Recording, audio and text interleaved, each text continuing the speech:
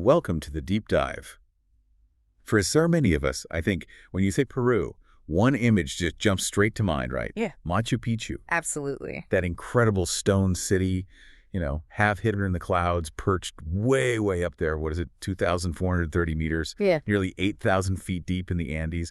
It's got that whole lost city vibe, that pull of ancient secrets, the challenge of the mountains. Yeah. It's iconic. It really is. And that feeling, that sort of pilgrimage idea, stepping into this ancient story, it's completely justified. But, and this is really the core of our deep dive today, Peru is just so much more complex. It's more demanding and honestly more rewarding than that single postcard can ever show. Right. If you're thinking about this trip, you really need to frame it in your head, not just as a vacation, but as more of an expedition. You're diving into history, into some real physical challenges, and, well, the practical stuff on the ground. So that's our mission today. We want to give you that full picture, the unvarnished briefing. We're going beyond the shiny brochures to pull together why this dream trip is worth it, but also what those hidden bumps in the road are. Exactly. And crucially, how you can navigate the history, the sites, the practicalities to actually make it work smoothly. We're aiming to give you that essential knowledge base. Okay, so to tackle that, we've basically broken it down into three key parts. First, we'll look at that amazing allure of Peru versus the tough realities, focusing hard on the biggest one, altitude. It's huge.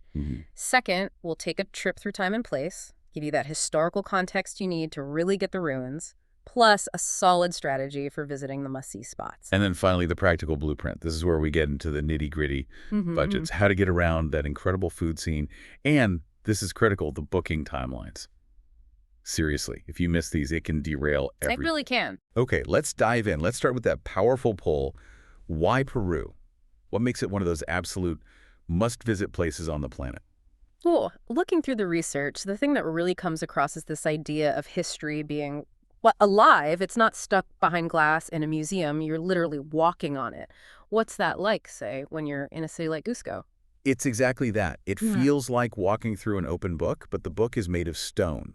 And it's written in these two kind of clashing styles. Cusco, remember, was the heart, the sacred capital of the Inca Empire. Beat Axis Mundi. Precisely. So when the Spanish conquered it, they didn't just level everything. They actually built their colonial city right on top of the Inca foundations. So you'd be walking down a street, and there it is, a Spanish colonial church, sometimes looking, frankly, a bit crude with its European mortar, sitting directly on these incredible, masterfully carved Inca palace walls. It's a visual story of conquest. And those Inca walls themselves, they're not just old stones, are they? There's something special about the engineering. Oh, absolutely. It's genius. They used what's called cyclopean masonry, these huge, irregular blocks, but fitted together so perfectly. Without mortar, you couldn't slip a piece of paper between them. Wow. And they have this slight inward tilt, kind of trapezoidal. That combination made them unbelievably earthquake-proof. The Spanish learned that the hard way, having to rebuild their churches again and again after tremors. Touching those stones, you're connecting with something incredibly resilient. So beyond the history, literally under your feet, the other massive draw is just the sheer diversity of the place geographically. It's almost hard to believe one country can hold these three totally different worlds. It really is staggering. We usually break it down into three zones. First, you've got the costa, that's the coastal desert strip. Arid, often surprisingly gray because of the ocean currents, that's where Lima is, and ancient wonders like the Nazca Lines. Okay. Then you climb up into the Sierra, that's the Andes, the massive spine of the continent, snow-capped peaks, deep canyons. This is the high-altitude world we associate with the Inca. And the third one.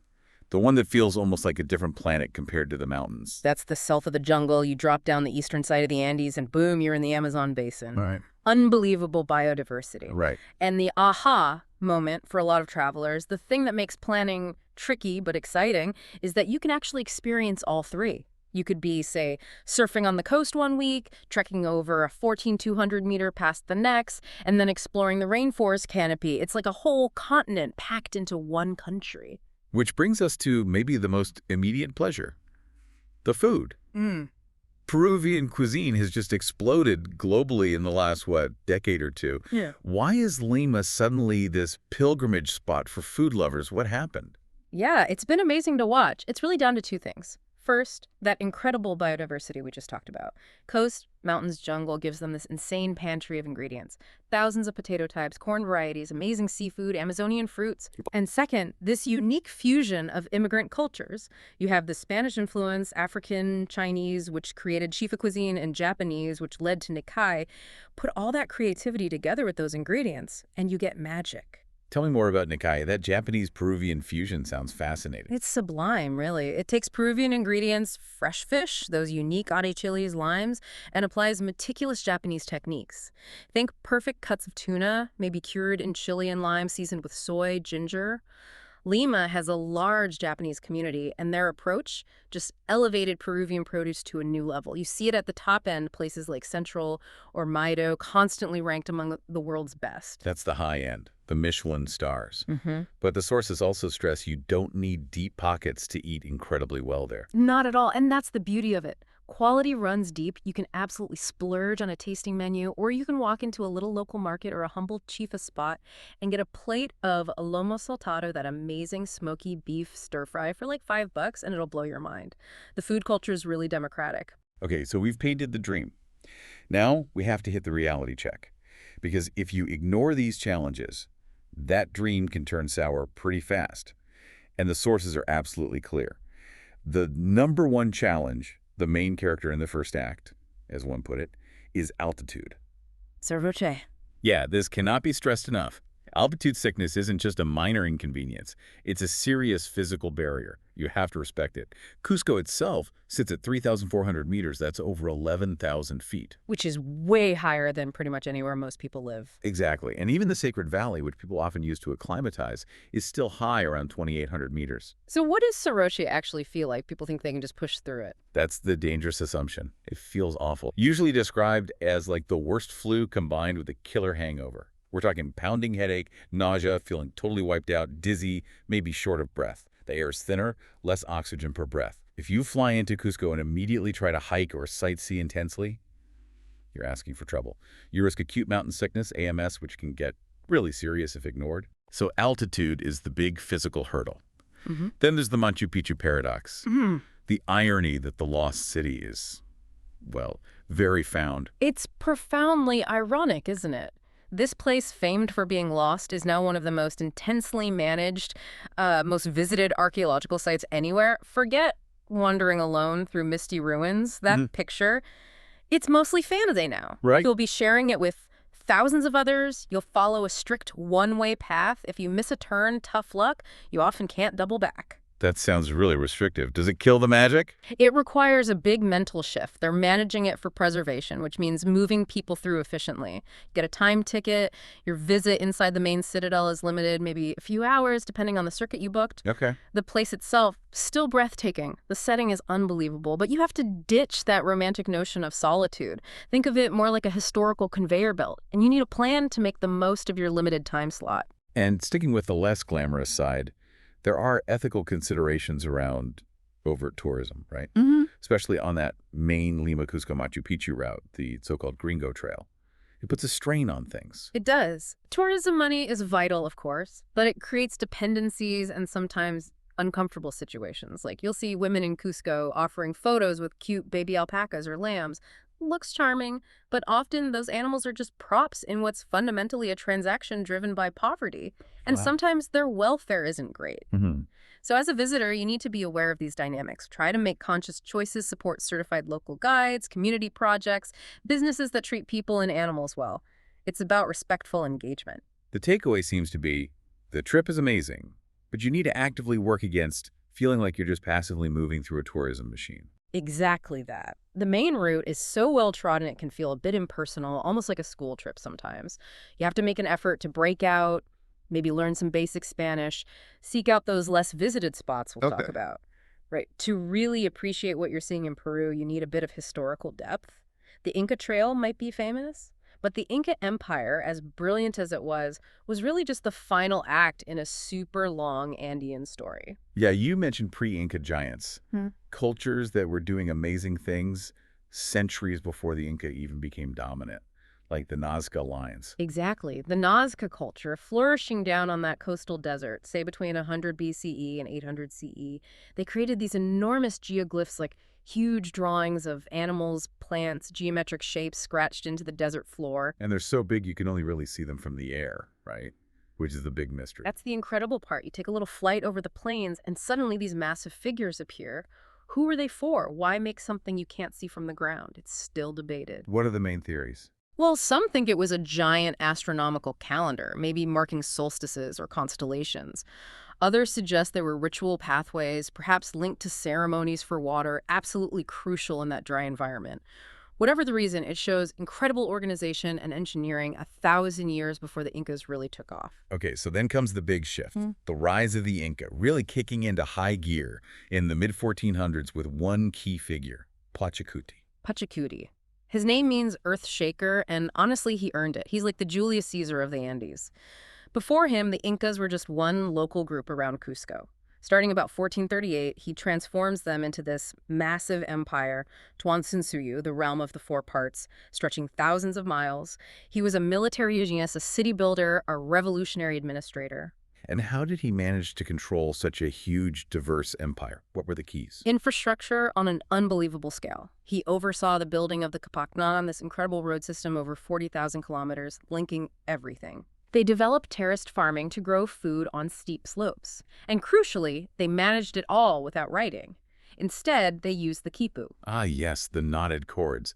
That always fascinates me. Yeah. How did that actually work as an administrative tool? It seems so abstract. It's ingenious. Think of it as a 3D spreadsheet. Different knots, the colors of the strings where they were placed on the main cord, all represented numbers, usually in a decimal system. They use them for everything. Census records, tracking tribute payments, which were often labor or goods, keeping inventory of warehouses, even recording historical events or astronomical observations. So they had specialists who could read these. Exactly. The quipucameocs, the kupu keepers, they were trained experts who could create and interpret these records. It was the information backbone of the entire empire. Which makes the speed of the collapse when Pizarro shows up in 1532 even more shocking. It was incredibly fast, but the empire was actually in a really vulnerable state right then. Pizarro arrived with, less than 200 guys, but they had horses, steel weapons, cannons, stuff the Inca had never seen. But wasn't there something else going on internally? Critically, yes. The empire had just finished a brutal civil war between two half-brothers, Huáscar and Atahualpa, fighting for control after their father died. Atahualpa won, but the empire was deeply divided and weakened. Pizarro basically walked into the aftermath. And he used that situation ruthlessly at Cajamarca, didn't he? Utterly ruthless. He arranges a meeting with Atahualpa, who comes relatively unprotected, underestimating this small band of foreigners. Pizarro ambushes them, captures Atahualpa, massacres thousands of his attendants. And then the famous ransom. Yeah. Atahualpa offers to fill a room once with gold and twice with silver, an unimaginable fortune. The Inca deliver it, Pizarro takes the treasure, and then executes Atahualpa anyway, fearing he could rally resistance. It effectively decapitated the empire, allowing the Spanish to march towards Cusco. Knowing this history, this layering, makes visiting the sites so much richer. So let's talk strategy for the big ones, starting with Machu Picchu. Okay, the advice seems unanimous. Plan smart. Don't just do a day trip from Cusco. Stay overnight in Aguas Calientes, the town right below. That is the single best piece of advice. Doing that lets you get one of the very first buses up the mountain, maybe around 5:30 a.m. You get into the site before the main wave of day trippers arrives on the later trains. Those early hours, often with mist swirling around, that's when you get closest to the magic. And once you're in, where do you head first for that classic postcard shot? Make a beeline for the upper terraces, near the guardhouse. That's the spot. You get the whole sweep, the citadel laid out below you, the terraces, Huayna Picchu Mountain rising behind it. It's the money shot. You have to get it. But if you want to escape the main crowds a bit after getting the photo, what's a good option? If you've booked the right ticket, consider the hike up to the Sun Gate, the Inti Punku. It's where hikers finishing the Inca Trail get their first view. Takes maybe 90 minutes a round trip from the main site. Because it's an extra climb, fewer people do it. You get this amazing perspective looking down on Machu Picchu, and it definitely feels quieter, more contemplative up there. Now, back to that crucial point about acclimatization. Yeah. You fly into Cusco, but you said don't stay there first. Descend immediately to the Sacred Valley. Why is that so vital? It's purely about the altitude difference. Cusco is high, 400 meters. Landing there and staying puts you at high risk for bad soroche. The smart move is to have transport waiting and go straight down into the Sacred Valley towns like Pisac or Ollantaytambo are significantly lower, around 2,800, 2,900 meters. That difference really matters. That 500, 600-meter drop makes a huge difference in how much oxygen your body gets. Spend 2 or 3 days there, letting your body adjust gently before you go back up to Cusco. It's the key to feeling good. And what should people see while they're acclimatizing down there? Ollantaytambo is a must. It's amazing because it's a living Inca town. People still live within the original walls, use the old water channels, and it has a spectacular fortress temple complex climbing up the hillside. Really impressive. Okay, so after a few days in the valley, you feel good. Then you head up to Cusco. What are the highlights there? Definitely visit the Coricancha. This was the Incas' main temple of the sun, supposedly covered in sheets of gold. The Spanish built their Santo Domingo church right on top, but you can still see the original, incredibly precise, curved Inca stonework beneath it. Amazing contrast. Right. And you absolutely have to go up to Sacsayhuaman, the huge fortress overlooking the city. The walls are built with these unbelievable, truly massive stones fitted perfectly. It just screams Inca power and engineering skill. We've established Lima isn't just a fly-in, fly-out point. How do you recommend people approach the capital? Yeah, treating Lima as just a layover is a massive mistake. It's one of South America's most exciting cities right now, especially for food. Plan at least 2, maybe 3 full days. Stay in the coastal districts. Miraflores is popular and safe. Or right next door is Barranco, which is more bohemian, artsy, full of great cafes and galleries. And besides eating, what are the essential Lima activities? Walk the Malecon, that cliff-top path overlooking the Pacific. Great views, lots of parks. You absolutely must visit the Larco Museum. It has maybe the best collection of pre-Columbian art in Peru, especially pottery. It really helps you understand those pre-Inca cultures we talked about. Good context before heading to the Inca sites. Exactly. And then, dedicate serious time to just eating your way through the city, from fancy restaurants to humble ceviche spots. Okay, what about getting properly off the beaten path, escaping the main tourist flow? Best bet is to head north. It's much less crowded than the south. Check out Kulap. It's this huge walled fortress built by the Chachapoyas people, the warriors of the clouds, actually older than Machu Picchu. Sounds impressive. Is it hard to get to? It used to be, but there's a new cable car now, which makes access much easier. So you get this incredible, massive site, but with a fraction of the crowds you'd find down south. Real sense of discovery. And for the really serious trekkers, the ones who want proper mountains. Then you're looking at Huaraz and the Cordillera Blanca. This is serious, high-altitude trekking country, arguably the best in South America. Forget the Inca Trail queues. This is wilder, more challenging. There's one-day hike there that gets mentioned a lot, Laguna 69. Sounds beautiful, but tough. It is both. Stunningly beautiful, this incredibly bright turquoise glacial lake surrounded by massive snow peaks. But it's a hard day hike, involves significant altitude gain, you need to be well acclimatized and fit. But the pictures, wow. Definitely one for the bucket list if you're a serious hiker. And something a bit more accessible, maybe near the Sacred Valley, but still different. Check out the Maras salt pans. It's this amazing, almost surreal landscape. Thousands of small terrace pools built into a hillside where they've been evaporating salt since Inca times. It's visually stunning, totally different from the ruins, and a great example of that ancient ingenuity. All right, let's get down to the practical stuff. The how-to of a Peru trip. First up, getting around. It's a big country. It is. Okay, so international flights all land in Lima, Jorge Chavez Airport. From Lima, if you're going any significant distance like Lima to Cusco or Lima up north, you really need to fly domestically. Airlines like LATAM, Sky, Airline Peru, they're the way to go. Driving those routes takes way too long. But what about shorter hops, like between cities on the classic southern circuit, Cusco to Puno for Lake Titicaca, or down to Arequipa? That's where the buses come in, and they're actually surprisingly good, especially the tourist class ones like Cruz del Sur. The sources consistently rate them as safe, reliable, and comfortable. You can often get these cama seats that recline almost flat, making overnight journeys a decent option to save time and accommodation costs. Okay, and getting to the main event, Machu Picchu itself, what are the choices? 2 main ways. You either hike in the classic 4-day Inca Trail, is the famous one, but there are other great treks like Salcantay, or you take the train. Several companies run trains, like Peru Rail and Inca Rail, mostly departing from the Sacred Valley up to Aguas Calientes. And there's a fancy option too, All right? right. Yeah, the Hiram Bingham train, that's the luxury experience. Plush carriages, gourmet meals, cocktails. Very pricey, but definitely memorable if the budget allows. How about getting around within cities like Lima or Cusco? Taxis, ride sharing. Both work. You can use ride-sharing apps like Uber or Cabify, which are convenient. If you're hailing a regular taxi off the street, especially in Cusco, there's one golden rule. Yeah. Always agree on the price before you get in.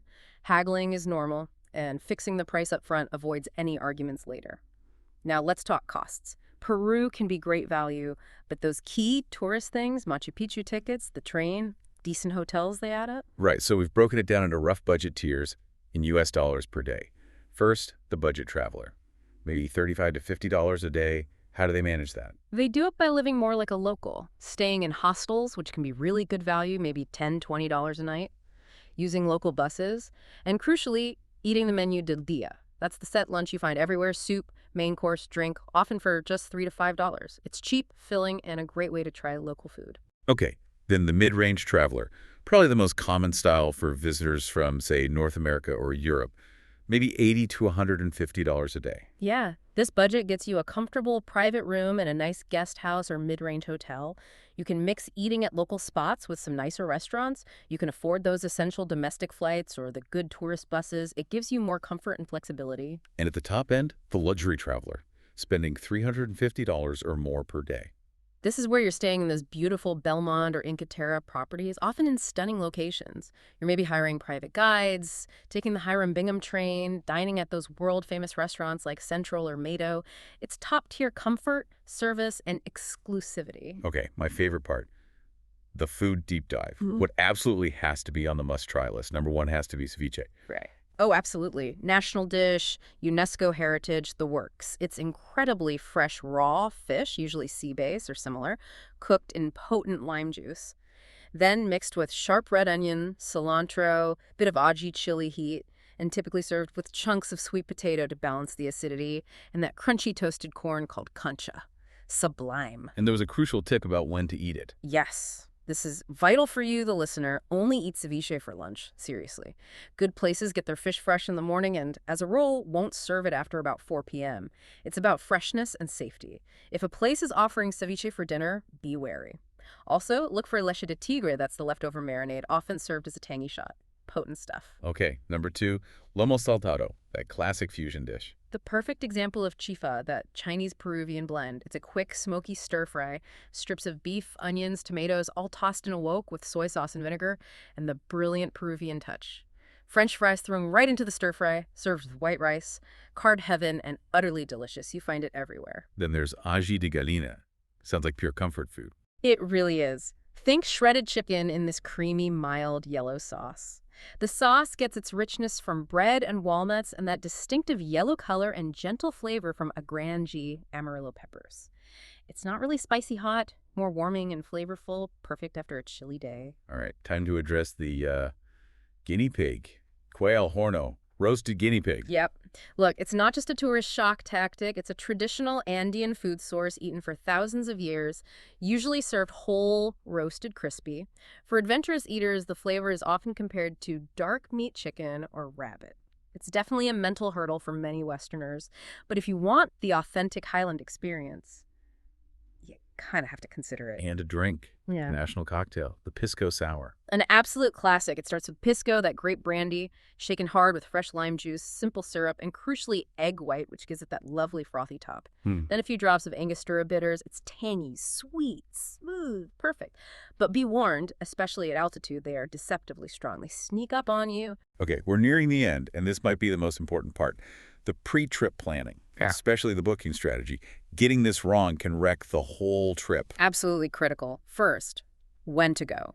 For the Andes Cusco, Machu Picchu, trekking the dry season, April to October, is best. Sunny days, clear skies, ideal conditions. The wet season, November to March, means rain, sometimes heavy, which can disrupt plans. And there's one specific month to absolutely avoid for the Inca Trail. Yes, remember, the Inca Trail closes completely every February for maintenance, Don't plan around hiking it then. Also worth noting, the coast, including Lima, can often be gray and misty during the Andean dry season. They call it the garua. Health planning. Obviously, altitude is key. What's the medical advice? Talk to your doctor well in advance about altitude sickness prevention medication like Diamox, acetazolamide. It can really help. Also, be aware of the local remedies. Chewing coca leaves or drinking coca tea, mete coca, is common, legal, and helps many people with mild symptoms. But the main things are go slow, drink tons of water, avoid alcohol and big meals initially, and listen to your body. Don't push through severe symptoms. And now, the booking deadlines. This is where people get caught out. The Inca Trail. Is like booking concert tickets for the hottest band on earth. Permits for the entire next year go on sale in early October.